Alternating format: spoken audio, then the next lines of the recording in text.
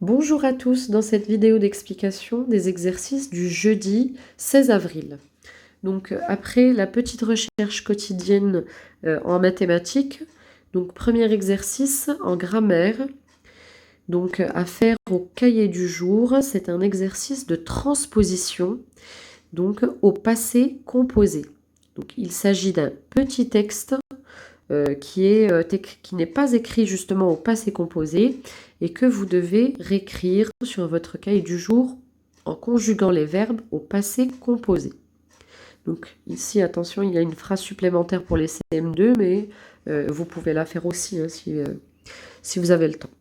Donc ensuite, il s'agit d'un exercice sur les groupes nominaux et les classes de mots. Donc on vous demande de reprendre le texte, donc le dernier texte sur lequel on a travaillé, sortie scolaire, et de relever dans ce texte les noms propres et des groupes nominaux, donc plusieurs groupes nominaux avec des déterminants différents, avec ou sans adjectif. Alors en sachant que les groupes nominaux, on les a travaillés depuis longtemps, mais si vous ne vous souvenez plus de ce que c'est qu'un groupe nominal, donc le groupe nominal le plus simple est composé d'un déterminant et d'un nom. Par exemple, un chat. Donc un déterminant, chat, c'est le nom, c'est un nom commun. Donc vous avez aussi une leçon sur les groupes nominaux et les adjectifs dans votre cahier de leçons. Donc vous pouvez rejeter un coup d'œil si besoin. Donc on vous demande de relever donc des noms propres, des groupes nominaux. Donc vous essayez d'en relever au moins 15 dans le texte. Donc ce n'est pas obligé d'aller au-delà. 15 c'est suffisant, c'est correct pour faire l'exercice. Et donc il faut ensuite, donc une fois que vous les avez, vous pouvez les souligner hein, sur votre texte par exemple. Et donc ensuite, il faut les classer dans le tableau à double entrée, donc selon leur genre, masculin ou féminin, et selon leur nombre, singulier ou pluriel. Donc, une fois que cet exercice est terminé,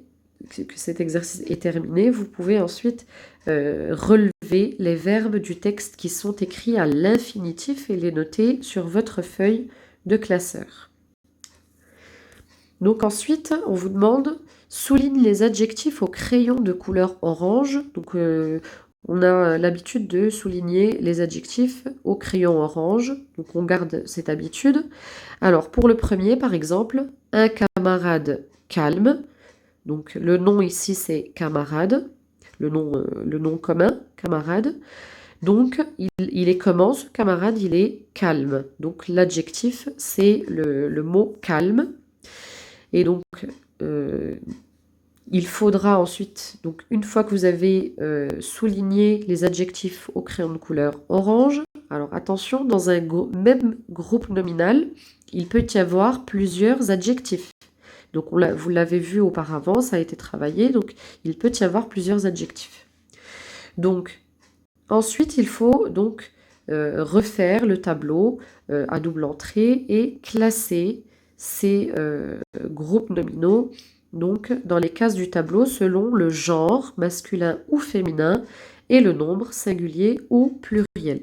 Donc par exemple pour le premier, un camarade calme, c'est un groupe nominal qui est masculin singulier. Donc ce n'est pas un pluriel, c'est un singulier et c'est masculin puisqu'on dit un camarade. Donc ensuite, une fois que vous avez terminé cet exercice, alors je précise, si vous n'imprimez pas les exercices, vous pouvez bien sûr tracer le tableau comme on faisait en classe. Donc vous pouvez tracer le tableau, prenez assez d'espace quand même pour pouvoir écrire à l'aise à l'intérieur. Donc par exemple ici, il faut prendre au moins, allez on va compter 5 carreaux, c'est 5 carreaux de large et plusieurs carreaux de long hein, pour écrire, pour être à l'aise en écriture. Donc ensuite, on vous demande, donc une fois ce travail terminé, de réécrire ces groupes nominaux en changeant leur genre. Alors le genre, c'est soit le masculin, soit le féminin. Donc Ce qui était masculin, vous devez changer son genre et le rendre féminin et faire l'inverse avec les groupes nominaux qui sont féminins. Pour le premier, je vous ai mis l'exemple ici. Un camarade calme, eh bien, quand on change le genre, ça devient une camarade calme. Donc, il faut refaire ça pour chaque groupe nominal. Donc ensuite, vous avez un exercice sur les compléments du nom. Alors attention à ne pas confondre avec les compléments du verbe ou le complément, les compléments circonstanciels. Ici, on parle que de groupes nominaux. Vous n'avez que des groupes nominaux. Un jour d'hiver très froid, donc il n'y a pas de verbe conjugué ici. Alors, dans le groupe nominal, alors je vous rappelle qu'en classe, on donnait souvent l'exemple du groupe nominal un sac à main, un sac à dos. Donc, c'est un groupe nominal qui a une extension qui a un complément du nom en plus. Un sac à quoi? Eh bien, un sac à main. À main, c'est le complément du nom. On peut très bien avoir un groupe nominal simple, simplement avec un déterminant et un nom, un sac, un chat, etc. Donc, avec un groupe nominal donc plus précis, vous avez un complément du nom. Un jour d'hiver très froid. On pouvait avoir simplement un jour, un groupe nominal simple. Mais là, on a un jour d'hiver très froid. Et ce complément du nom, il est introduit par une préposition. Ici, c'est le D apostrophe, parce qu'on ne peut pas dire un jour de hiver. Donc on dit un jour d'hiver. Donc la préposition est surlignée ici et le complément du nom est souligné. Alors, on vous demande d'abord, avant d'arriver à souligner les compléments du nom, on vous demande d'abord d'entourer le nom principal. Donc, dans chaque groupe nominal, vous devez entourer le nom principal. Alors, je vous donne ici l'explication. Qu'est-ce que ça veut dire le nom principal? Eh bien, un jour d'hiver très froid, il y a ici deux noms, hiver et jour. Et nous, ici, dans ce groupe nominal, on parle de un jour, on parle d'un jour. En fait, le nom principal de ce groupe nominal, c'est bien jour. Donc, c'est pour ça qu'on l'entoure. Et donc, vous devez faire cela pour chaque groupe nominal. Donc, entourer le nom principal et ensuite souligner le complément du nom.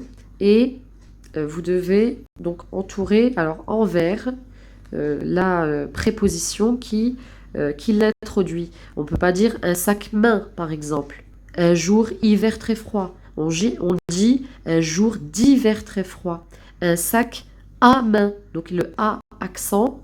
Donc c'est bien la préposition qui introduit le complément du nom. Donc le complément du nom ici sert à donner des précisions sur le nom qui l'accompagne. Donc ensuite en calcul mental, on passe aux mathématiques. En calcul mental, donc ce sont des divisions avec quotient et reste. Donc je vous ai remis le même exemple que mardi. Donc il y a des divisions par 40 et des divisions par 50. Ça fonctionne de la même façon. Donc c'est un exercice qu'il faut faire au cahier du jour, donc à la suite de l'exercice de transposition.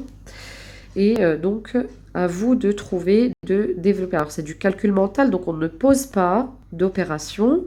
On cherche mentalement comme combien de fois 40, combien de fois il y a 40 dans 163, etc. Combien de fois il y a 50 dans 560. Donc à vous de développer des stratégies, donc normalement qui ont été vues précédemment pour ce genre de calcul. Donc ensuite, on continue avec la comparaison des fractions inférieures à l'unité. Je vous rappelle que l'unité, c'était l'objet qu'on fractionnait. Tout au départ, on avait commencé, par exemple, avec des pizzas. Tout au début, dans les premières leçons, c'était... alors, l'unité, c'était une pizza. Donc, une pizza, c'est l'unité. Là, dernièrement, on a travaillé sur des carrés. Donc, je reprends la page de votre livre. Donc là, il faut prendre la page suivante, la page 97. Donc ici, avec l'exercice 5, on vous a proposé donc Alors, l'unité, c'est le carré. Ici, il est représenté en double exemplaire, donc dans tous ces exercices en double exemplaire, mais c'est le même carré. Il faut se dire que c'est ça l'unité. L'unité, c'est le carré. Dans un cas ici, il est... ça a pris... Dans un cas, il est représenté, donc il est partagé en 10 parts égales, et dans l'autre cas, donc il est partagé en 100 parts égales. Donc, mais c'est le même carré. C'est ça qu'il faut retenir. Alors ici, pour comparer 3 dixièmes et 27 centièmes, Mathieu imagine ses fractions sur 2 quadrillages. Donc vérifie-les. Alors, on va vérifier est-ce que Mathieu a bien représenté 3 dixièmes. Donc on prend le carré unité dans lequel on a des dixièmes, qui est partagé en dixièmes. Ici, on compte 1, 2, 3, on a bien 3 parts sur 10. 3 dixièmes. Donc ici, c'est juste. Pour le 27 centièmes, eh bien, on va prendre le carré unité qui est partagé en 100 parts égales. Alors 27 s'obtiennent bien avec une bande, 2 bandes, comme ici. Donc 2 bandes avec 10 petits carreaux, donc 10, 20. Et ensuite, on compte ici 7 carreaux, donc on a bien 27 petits carreaux sur 100, c'est-à-dire 27 centièmes. Donc pour la vérification, ici, donc c'est bien écrit. Et donc on vous dit, en t'aidant des 2 quadrillages, compare les fractions ci-dessous. Donc ici, on vous représente la même chose. Alors, vous ne pouvez pas dessiner sur votre livre, mais donc simplement visuellement, donc, ou alors avec un crayon de papier en écrivant vraiment, j'insiste là-dessus, légèrement, pour pouvoir gommer et ne laisser aucune trace pour la suite. Donc, vous pouvez représenter à chaque fois, par exemple ici 8 dixièmes, eh bien, vous allez compter 8 barres, 8 bandes sur 10. Donc, et ici, 69 centièmes, bien sûr, vous n'allez pas compter 1, 2, 3, carré, petit carré par petit carré. Vous savez qu'ici, par exemple, sur une ligne, sur chaque ligne, il y a 10 petits carrés. Donc, vous avez 69, vous avez déjà 6 dizaines. Eh bien, vous allez prendre déjà 1, 2, 3, vous allez prendre déjà 6 lignes. Et ensuite, vous rajoutez 9 petits carreaux. Et donc, vous devez comparer entre 8 dixièmes et 69 centièmes. Donc, je vous rappelle que c'est le même carré unité, il est partagé différemment. Imaginez par exemple si vous aviez un gâteau que vous partagiez au départ juste en 2, donc 2 parts égales. Ensuite, le même gâteau, vous le partagez en 4 parts égales. Ensuite, vous pouvez partager encore en 6 parts, 12 parts, etc., etc. Mais à la base, c'était le même gâteau, c'était la même unité. Donc là, c'est pareil, c'est le même carré unité, partagé différemment. Donc les surfaces qu'on va colorier, sont à comparer. Ici, quand on fait cette comparaison, c'est un exemple qui doit vous servir pour la suite ici. Donc ici, on voit bien que la partie qui est coloriée est plus grande plus grande que la surface coloriée ici dans l'autre carré. Donc ici, 3 dixièmes est plus grand, supérieur à 27 centièmes. Voilà, visuellement, comment dire, c'est visible. Donc ensuite, dans le 6, dans l'exercice 6, ça va être la même chose, mais cette fois avec un demi, donc un demi-carré, et des dixièmes. Donc vous allez comparer des demi et des dixièmes. À chaque fois, donc un demi, vous savez que c'est une part sur 2, donc ici elle est coloriée, une part sur 2, et 4 dixièmes, donc 4 bandes sur 10, 4 parts sur 10. Et là, quand on compare, on voit bien que un demi, eh bien, c'est supérieur à 4 dixièmes, c'est plus grand. La surface qui est coloriée est plus grande. Donc, vous devez faire pareil à l'aide de ces 2 petits carrés. Donc, pour comparer à chaque fois un demi avec les fractions qu'on vous présente avec les parts sur les dixièmes. Et enfin, même exercice. Alors ici, ils ont noté petit 4, mais c'est petit 7, c'est une erreur d'impression sur le livre, mais peu importe. Donc ici, vous devez comparer donc des demi avec des centièmes. Ici, donc, un demi a été colorié, donc la moitié du carré, et vous avez le 46 centièmes ici, donc déjà 4 barres entières, et ensuite 6 centièmes, et on voit clairement que un demi, c'est plus grand que 46 centièmes. Donc, de la même façon que pour les autres exercices, il faut refaire la même chose avec un demi et avec donc à comparer avec tous les autres centièmes, toutes les autres fractions présentées au centième. Donc enfin, je vous demande un exercice donc au cahier du jour une fois ces exercices terminés. Donc c'est seulement l'exercice A de Je deviens performant de la page 98. Donc, c'est un exercice qui ressemble à celui que vous venez de voir donc, sur la page 97. Donc, je vous souhaite un bon courage et je vous remercie pour votre attention.